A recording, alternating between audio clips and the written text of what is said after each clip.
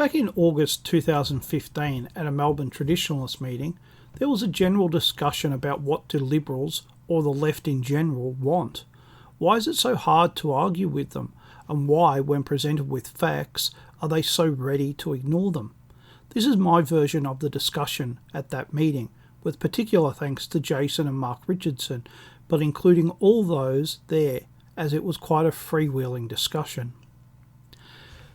The discussion began with how hard it is to convince any on the left to see reason, or even to see a fact, how resistant they are to any change in thought, and how while they think of themselves as free-spirited, they are so alike in thought.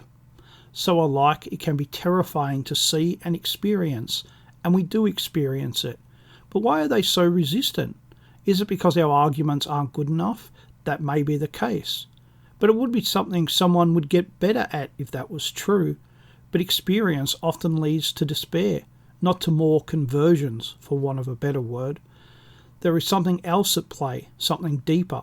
To reject any part of liberalism would lead to a world of confusion and uncertainty.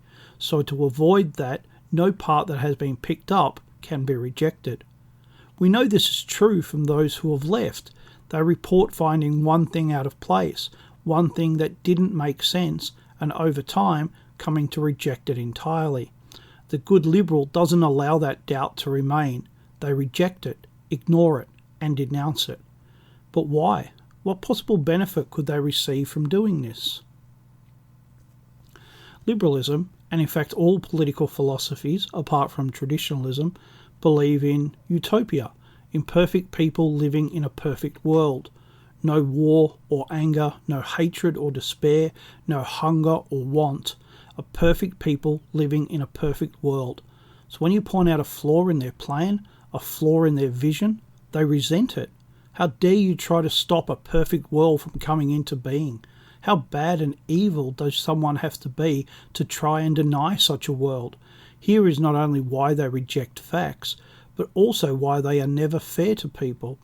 They do not see us as people having a different opinion.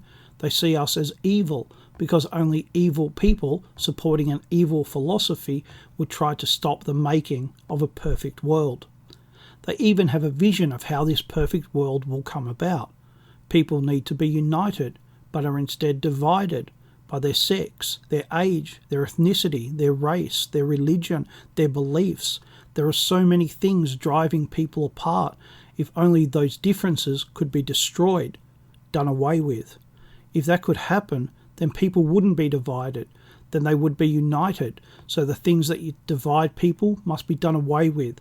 And instead, people must be made the same, equal, even if they don't want, particularly if they don't want it. Nothing is more important than perfect people living in a perfect world. People must be made equal.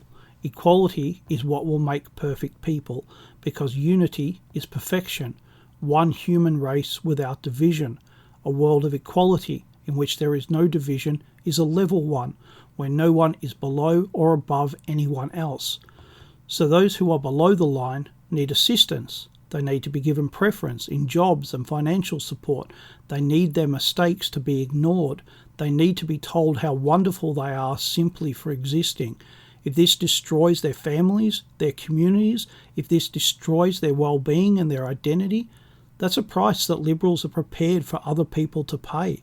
Nothing can get in the way of perfect people living in a perfect world.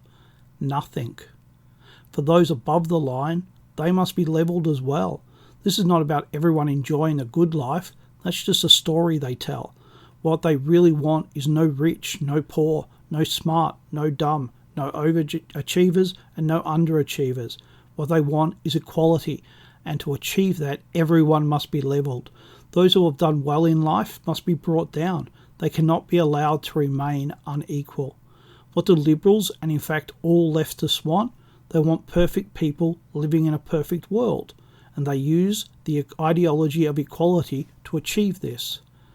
The truth is that equality isn't real.